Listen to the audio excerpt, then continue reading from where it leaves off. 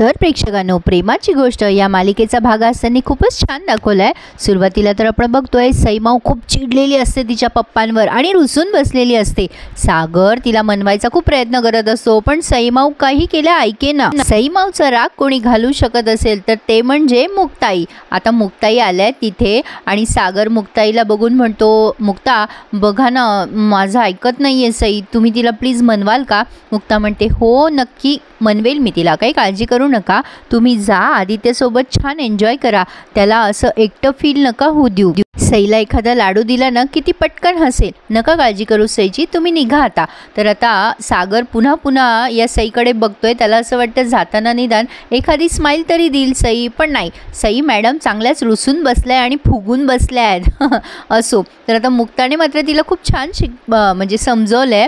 मुक्ता म्हणते, अरे बापरे, आमची सईमाऊ चिडली आहे वाटतं, समर कॅम्पमध्ये कोण येणार मग माझ्यासोबत? सई तरीसुद्धा मुक्ताशी बोले ना। इंद्राताईंचं काहीतरी वेगळंच चालू असतं, घरात वेगळे विषय आणि इंद्राताईंच्या मनात अत्यंत वेगळे विषय सुरू असतात। आता या स्वातीच्या मुलीला बघून म्हणतात, अगं आपली बेबी पालथी पडायला लागली ना, पण काय ग स्वाते, आपण आपल्या बेबीचं नावच ठेवलं नाही, कोणी बेबी म्हणतं, कोणी बाबू म्हणतं। स्वाती म्हणते, तिचं नाव ठेवायला काय कौतुक ग आई, इथे तिच्या आई वडिलांचंच। आता ही इंद्रा म्हणते, नको नको, काही काळजी करू नको, तिची आजी जिथे आहे ना, मी करल तिचं बारसं। लगेच स्वाती इमोशनल ब्लॅकमेल करायला लागते, अगं मम्मी पण तिचं कौतुक करायला तिचं असं आपलं कोण आहे ग? इंद्राताई लगेच म्हणतात, अगं स्वाते रडू नको, तुझी आई जित्ती आहे ना अजून, तुझी आई करेल ना बारसं आणि सगळं कौतुक करेल बघ। आता इकडे सई काही मुक्ताशी बोलत नसते, मग मुक्ता तिला म्हणते, बेटा काय ना सईमाऊ, अगं इथे तुझ्याशी खेळायला, तुझ्याशी मस्ती करायला पप्पा तुझ्या सोबतच राहतो की नाही, पण आदित्य दादा सोबत कुठे राहतो?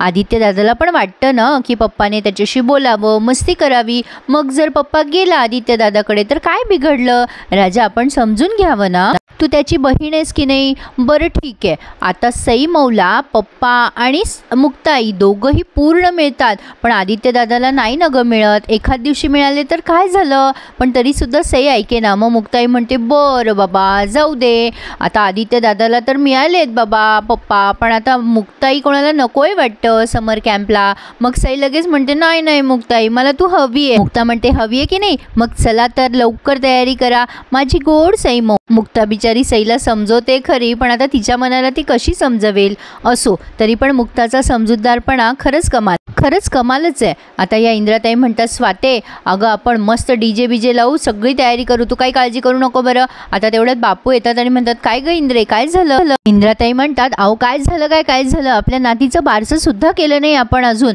आता मला माझ्या नातीचं बारसं एकदम थाटामाटात करायचंय। बापू म्हणतात, इंद्रे अगो काय बोलावं गं तुझ्या पुढे, अगं तिकडे आपल्या विहीनबाई अगं त्यांना बरं नाही आहे अजून। तर आता लगेच या इंद्राताई म्हणतात, घे बाय माझे, इथे लेकीची आणि नातीची काळजी करायची सोडून तुम्हाला विहिनीची काळजी पडली होय?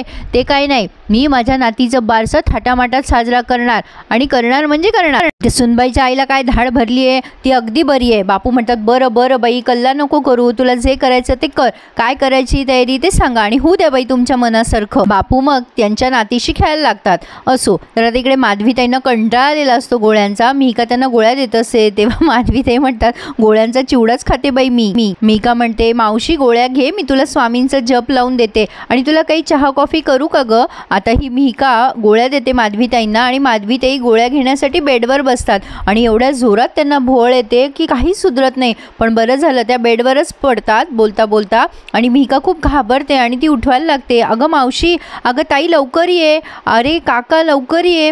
आता या माधवीताईंना चक्कर येऊन त्या बेशुद्ध पडल्या। इकडे मात्र आदित्य आणि सागर मस्त चेस वगैरे खेळताय। आदित्य म्हणतो, येस बघा पप्पा मी तुम्हाला हरवलं। सागर म्हणतो, अरे बेटा तू मला हरवलंस हे माझ्यासाठी चांगलंच आहे की, प्रत्येक बापाला हरावंसच वाटतं आपल्या मुलाकडनं। आदित्य म्हणतो, पप्पा आम्ही मोठा झालोय ना, मी तुम्हाला हरवलं म्हणजे? तर आता हा सागर म्हणतो, बेटा तू मोठा झाला म्हणजे माझ्या बायाची चप्पल तुला आली की मुलं मोठे झाली असं म्हणतात, मला तुला मोठं झालेलं बघायचं आहे आणि खूप मोठं झालेलं बघायचं आहे। काय आहे ना, मुलांबद्दल अभिमान असावा प्रेक्षकांनो, पण नको इतका लाड नसावा। तसा सागर या आदित्याचा नको तितका लाड करतो, कारण हे दोघं जण सेपरेट राहतात ना, म्हणजे सावनी आणि सागर, आणि त्याचा फायदा आदित्य घेतोच। अशा केसेसमध्ये खूप गंभीर परिणाम होतात मुलांवर. तर आता हा आदित्य गळ घालतो पुन्हा एकदा इमोशनली सागरला आणि म्हणतो, तू, मी, सई आणि आपली मम्मा आपण सगळेजण एकत्र का नाही राहत आहोत. आता सागर त्याला फक्त हसून उत्तर देतो, बाकी काहीच बोलत नाहीत. आता इकडे या माधवीताईंसाठी लगेच डॉक्टर बोलवण्यात आले आहेत आणि डॉक्टर म्हणतात त्यांना जरा इंजुरी झाली आहे इंटरनल, त्यामुळे आता त्यांना असा त्रास होईलच, विकनेसपणा अजून आहेच त्यांच्यामध्ये. गोळ्या औषधं देतो आहे आणि जरा लक्ष द्या त्यांच्याकडे. आता ही मुक्ता म्हणते, डॉक्टर आम्हाला कळलंच नाही, अशी कशी चक्कर आली तिला, अचानकच पडली होती. तसं बघितलं तर आम्ही सगळेच तिच्या अवतीभोवती असतोच नेहमी. डॉक्टर म्हणतात हो, पण आता जरा जास्ती काळजी घ्या. पुरू म्हणतात, तिला ना तुम्हीच दम भरवा डॉक्टर, ती ऐकतच नाही बघा, प्रत्येक वेळेला तिला उठून बसायची घाई असते. माधवीताई म्हणतात, अरे पुरू मला नाही रे पडवलं जात इतकं. आता डॉक्टर म्हणतात, पण ताई तुम्हाला जरा आराम करावा लागेल आणि ह्या गोळ्या घ्या, मग तुम्हाला थोडी ताकद येईल आणि खाणं पिणं व्यवस्थित ठेवा. पुरूंना सगळ्यांना खूप काळजी वाटते माधवीताईंची. आता मुक्ता माधवीताईंचा हात हातात घेते आणि ती खूप इमोशनल झालेली असते. साहजिकच आहे, कुठलीही मुलगी आपल्या आईसाठी इमोशनल होईलच. तिला असं वाटतं की माधवीताईंना काही झालं असतं तर. माधवीताई म्हणतात, ए मुक्ते, अगं रडतेस काय बाळा, अगं मला काही नाही झालं आहे, मी बरी आहे अगदी ठणठणीत, तू रडू नकोस बरं. पण मुक्ताचं मन काही थाऱ्यावर नाही आहे. मुक्ता मनात विचार करते, आई तुझी अशी अवस्था करणाऱ्या गुन्हेगाराला मी सोडणार नाही आहे, तो अजूनही बाहेर मोकाटच फिरतोय. आणि माधवीताईंना मुक्ता म्हणते, आई मी तुला कधीच काही होऊ सुद्धा देणार नाही आहे, मी असेपर्यंत तुला काहीच होणार नाही आई. आता मुक्ताचा हा ठाम विश्वास, पण जगात जो येतो त्याला जावं तर लागतंच. असो, तर आता तो भाग वेगळा. आता हा आदित्य सावनीला सांगतो, अगं बघ मम्मा मी पप्पाला हरवलं. सावनी म्हणते, अरे वा, बरं झालं बाबा तू हरवलं, नाही तर दुसरं कोणी हरवलं असतं ना तर त्याला फार राग आला असता. सावनी प्रत्येक गोष्टीत वाकड्यातच घुसते. तेवढ्यात सागरला मुक्ताचा कॉल येतो आणि तो आदित्य तो फोन बघतो आणि रागराग आतमध्ये निघून जातो, कारण सागर मुक्ताचा कॉल रिसीव्ह करतो. या गोष्टीचा त्याला खूप राग आला आहे.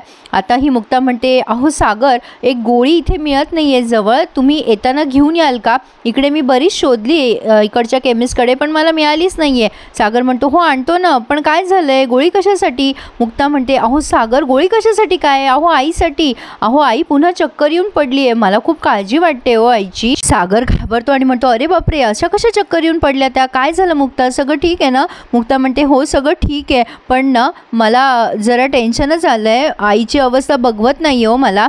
सागर म्हणतो, तुम्ही नका काळजी करू, मी पोहोचतोच आहे घरी. मुक्ता म्हणते, पण त्या ज्यानं कोणी माझ्या आईचं हे अवस्था केली ना त्याचं वाटोळं होईल, त्याचं कधीच चांगलं होणार नाही. सागर तुम्ही लवकर या आणि येताना ही गोळी घेऊन या, खरंच त्या माणसाचं कधीच चांगलं होणार नाही. मुक्ता हे दोनदा तीनदा म्हणते आणि सागरला ती गोष्ट फार लागते. सागर मुक्ताला म्हणतो, तुम्ही काही विचार करू नका, मी पोहोचतोच आहे घरी. आता फोन ठेवल्यावर पुन्हा सावनी म्हणते, काय काय झालं सागर? सागर म्हणतो, काही नाही. सावनी म्हणते, बरं झालं तू इथे आलास, तू नसतंस तर काय झालं असतं, तुझ्यामुळे आज आदित्य जरा बदलला आहे आणि त्याला ह्या सगळ्या ट्रॉमातून बाहेर काढायला तूच मदत केली आहेस. आता ही बडबड करायला लागते उगीचच वायफळ, त्यामुळे सागर चिडतो आणि म्हणतो, शट अप सावनी, अगं हे सगळं तुझ्यामुळे होतंय, तुझ्यामुळे माझा मुलगा वाया जातोय.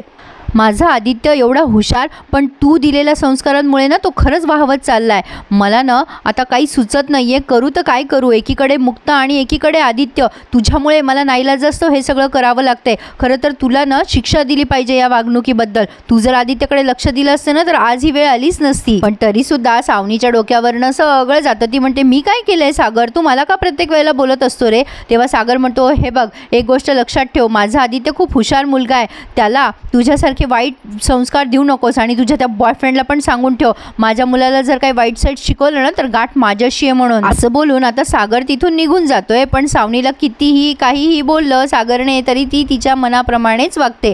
ज्या दिवशी पश्चातापाची वेळ येईल त्या दिवशी सावनीकडे काहीही शिल्लक राहिलेलं नसेल. असो, तर आता लगेच यांची सभा भरली आहे, बारशाला काय काय करायचं. आता हे बापू खूप उडवतात इंद्राताईंची, हे बाबांनो ऐका रे, मालकीनबाई काहीतरी सांगताय. आता सगळेजण हसून इंद्राताईंकडे बघताय. लगेच इंद्राताई चिडतात, म्हणतात, काय हो सागरचे पप्पा, माझी टर उडवताय काय? बापू म्हणतात, अगं बाई, माझी हिम्मत आहे का तुझी टर उडवायची? इंद्राताई म्हणतात, झालं तर मग आता आपल्या स्वातीच्या लेकराचं आपल्याला बारसं करायचं आहे. लकी, सगळी जबाबदारी तू घ्यायची आहे बाबा, आणि कोमलला पण सांग, खाण्यापिण्याची जबाबदारी तू घे, मस्त करायचं आहे आपल्याला बारसं. मुक्ता खुश होते आणि सईसुद्धा.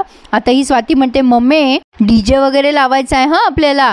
आता इंद्राताई म्हणतात, अरे म्हणजे काय, माझ्या नातीचं बारसं आहे त्यामुळे जोरदार व्हायलाच पाहिजे. आता बापू पण खुश आहेत. लकी म्हणतो, चालेल मम्मी, मी सगळी तयारी करतो. तर प्रेक्षकांनो, अशा पद्धतीने यांची बैठक रंगलेली असते. पण आता मुक्ताला काळजी वाटते, ती म्हणजे तिच्या आईची. साहजिकच आहे. मुक्ता विचार करते, घरामध्ये एवढं मंगल कार्य आहे आणि आईची तब्येत बरी नाही आहे, मी हे सगळं मॅनेज करू शकेल ना, म्हणजे माझं मन थाऱ्यावर राहील ना.